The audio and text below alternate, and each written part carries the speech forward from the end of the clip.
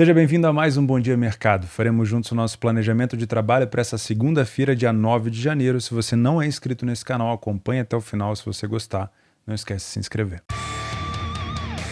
Às 16h45 na Itália, nós temos o jogo da Atalanta fora de casa contra o Bolonha, um jogo onde o mercado tem uma tendência em acreditar um pouco mais no time da Atalanta, por estar numa colocação um pouquinho melhor e por ser também um bom visitante. A Atalanta tem 5 vitórias em 8 jogos fora de casa e o Bolonha tem 4 vitórias em 8 jogos dentro de casa. Porém, eu acredito que nesse momento a fase do Bolonha é melhor. A Atalanta tem sofrido com algumas baixas por lesão e também tem perdido alguns jogadores em negociações, e o Bolonha tem tido uma fase muito boa dentro de casa. Os últimos jogos entre eles a gente tem uma questão de 8 a 80, ou é um jogo fraco com poucos gols, ou é um jogo com muita emoção, com muitos gols. A gente tem aqui um exemplo de 1 a 0, 0 a 0 e 1 a 0, mas também tem 5 a 0, 2 a 2.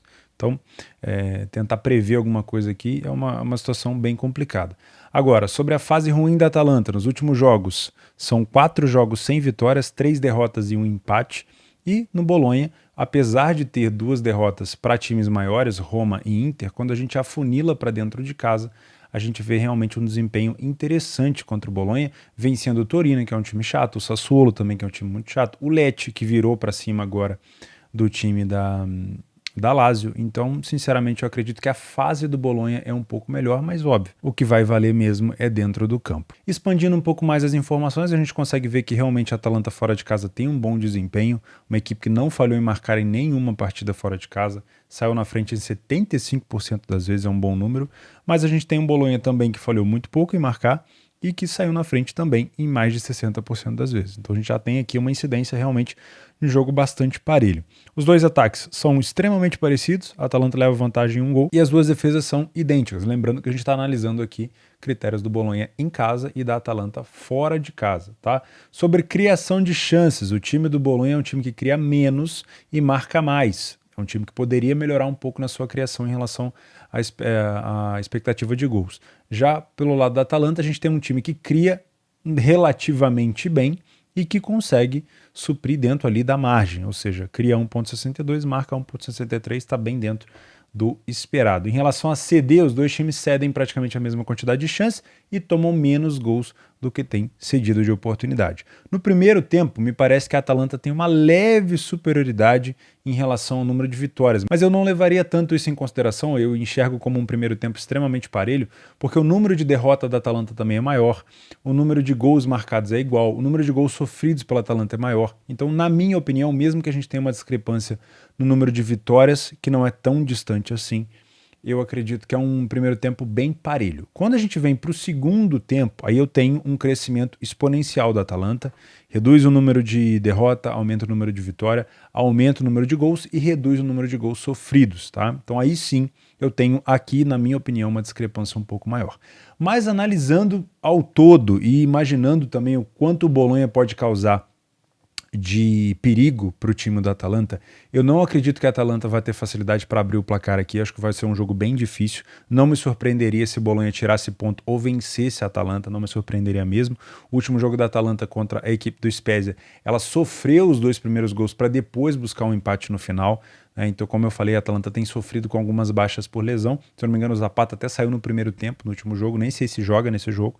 Então, para mim, é um jogo muito disputado. Eu não viria para cá com viés de que a Atalanta vá vencer esse jogo com facilidade. Na minha opinião, um jogo para ficar mais de olho no mercado, acompanhar mais a leitura de jogo, por mais que a Atalanta demonstre que no segundo tempo dela é um pouco melhor, tá? Se a gente tiver oportunidade para trabalhar nesse segundo tempo, óbvio que eu vou estar no mercado contra o Bolonha, mas, na minha opinião, não quero carregar um viés para esse jogo. Quero trabalhar a correção de mercado sem nenhum problema, tanto de um lado quanto do outro, desde que a leitura me forneça essa informação. Muito cuidado para confiar demais na camisa da Atalanta e pelo fato da Atalanta realmente jogar bem fora de casa, porque o momento do Bolonha ele é um pouco melhor, principalmente dentro de casa. Às 17 horas na Espanha, nós temos o Bilbao contra o Osasuna. O Bilbao, que é um time basco, que é aquela situação onde ele só permite jogadores desenvolvidos ali na região que joguem no clube, por isso que a gente vê menos contratações emblemáticas da equipe do Bilbao e a gente vê muito mais jogadores utilizados ali que vêm da base do próprio clube e jogadores que foram desenvolvidos ali naquela região, tá? E mesmo assim o Bilbao faz sempre ótimas campanhas, principalmente dentro de casa com o apoio da torcida que é muito fervorosa, tá? O Bilbao dentro de casa tem 5 vitórias em 8 jogos contra um Osasuna que tem 2 vitórias apenas fora de casa. Mas aqui a gente tem uma informação importante. O Osasuna toma pouco gol, apesar de ter sofrido 8 em 7 jogos, e o Bilbao também sofreu 4 gols em 8 jogos. Então a gente vai ter que lidar provavelmente com um jogo um pouco mais truncado por aqui. Nos últimos jogos, a gente consegue ver o Bilbao vencendo equipes difíceis de se vencer. O Villarreal, por exemplo, que acabou de vencer o Real Madrid, venceu o Valladolid também, que é uma equipe muito chata. A gente colocar aqui, perdeu para o Atlético Madrid dentro de casa por 1 gol apenas, tá? Já o Osasuna tem muitos jogos aqui da Copa do Rei, então Fuentes, Arnedo, Gimnástica, são times de amistosos e Copa do Rei, e a gente tem aqui uma derrota para a Real Sociedad e uma derrota para o Villarreal, um empate contra o Girona e uma vitória contra o Celta de Vigo. Essa aqui é uma das vitórias fora de casa que o Osasuna teve. Abrindo o leque de informações desse jogo, a gente consegue realmente ver uma superioridade do Bilbao, que é um pouco acentuada em alguns aspectos, em outros não. Por exemplo, o número de vitórias realmente é discrepante, mas o fato do Bilbao sair pouco na frente do placar induz que é uma equipe que tem que batalhar mais pelos seus resultados. 50% das vezes o time sai na frente e 43% o Osasuna sai na frente. Não é uma distância tão grande. O Bilbao ele fica mais jogos sem sofrer gols, é uma defesa bem sólida. Já o Osasuna fica bem menos jogos sem sofrer gol. É uma defesa que é mais vazada, tá? O Bilbao ele passa menos jogos sem marcar gols do que o Osasuna, mas é um número elevado. Tá? Então não é um ataque excepcional assim da equipe do Bilbao. Já a equipe do Osasuna fica quase 50% dos jogos sem marcar e também é um ataque que tem dificuldades. Isso fica muito evidente na criação de chances. O Bilbao chega a criar 2,19 de XG por jogo, mas só marca 1,5. Então ele está abaixo da média, precisa melhorar esses números, poderia estar melhorando isso obviamente. Já o time do Osasuna, ele cria 1,37 e também está abaixo. Dado a colocação do Osasuna e a dificuldade, o elenco, 1,37 não é ruim, mas é um time que tem dificuldade de colocar a bola para dentro. No primeiro tempo a gente consegue ver realmente uma discrepância, porque o Bilbao é um time que não perde a primeira etapa dentro de casa, pelo menos não perdeu, venceu metade, empatou metade, tá? Tomou apenas 1 gol, marcou 7. O Osasuna perdeu mais de 50% dos seus primeiros tempos fora de casa, venceu 29%, marcou 4, tomou 6. Aqui a gente consegue olhar o copo cheio e o vazio. O cheio é que o Bilbao realmente é um time sólido defensivamente, que aplica uma superioridade interessante no primeiro tempo e que pode sim complicar a vida do Osasuna, dando pra gente uma oportunidade de trabalho contra o Osasuna no primeiro tempo. O copo vazio é: o Osasuna vence quase 30% dos primeiros tempos, sai, como a gente viu lá na frente do placar em 43% e é um time que marca. 4 gols marcados e 6 gols sofridos. Então a gente tem que, obviamente, redobrar a atenção na leitura por aqui. Quando a gente desce para o segundo tempo, aí já fica uma situação bem difícil, porque apesar do Osasuna diminuir o número de gols marcados e o número de vitórias, o time do Bilbao também tem uma queda brusca no número de vitórias, no número de gols marcados, aumenta o número de derrota, então por aqui já começa a ficar aquela famosa briga de foice no escuro.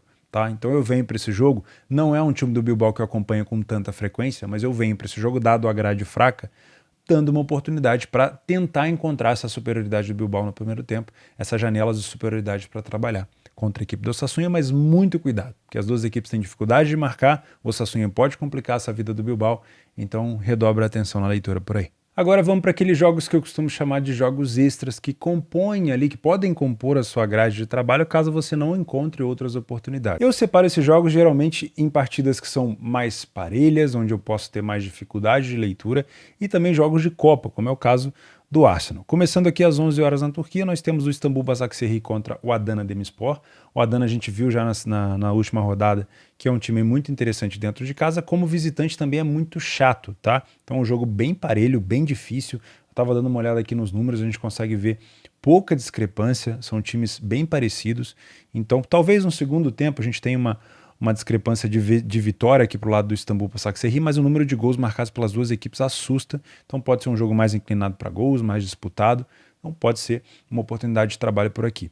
Segundo jogo é o Alanyaspor contra o Trabzonspor que é o atual campeão da última temporada, não vem tão bem assim nessa temporada, não é um excelente visitante, é um time bem na média, contra um Alanyaspor que é péssimo fora de casa, mas que dentro de casa tem feito bons jogos, inclusive só perdeu uma partida dentro de casa. Então é um jogo muito difícil, acho que é um jogo também para leitura para match odds, não viria tão enviesado assim contra o Alanyaspor, principalmente pela campanha que ele vem fazendo em casa. Às 15h30 horário do Brasil, Hapoel Beersheva Israel contra o Hapoel Tel Aviv. Aqui a gente tem uma discrepância de posição, o terceiro colocado contra o 11º, dentro de casa 2 derrotas apenas para o Hapoel Beersheva e como visitante o Tel Aviv tem apenas 1 vitória, tá? Não sou conhecedor dessa liga, sei que tem alguns amigos que trabalham, tenho tentado acompanhar um pouco mais, principalmente o Haifa e o Tel Aviv, que são os primeiros colocados,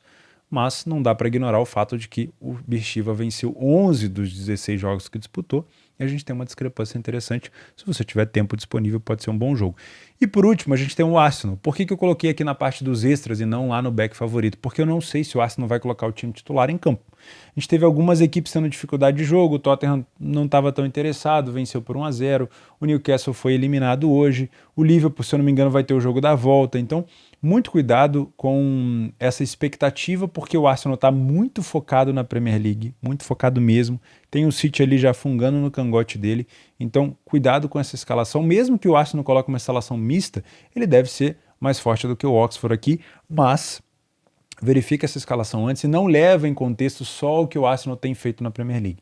É outra competição, são outros olhos, então ficam com um pouco de receio, por isso que eu deixei aqui num jogo extra como uma oportunidade. Vou acompanhar, se tiver com o time titular, ou pelo menos mesclado, mas com interesse, pode ser uma oportunidade para trabalhar a favor do Arsenal por aqui.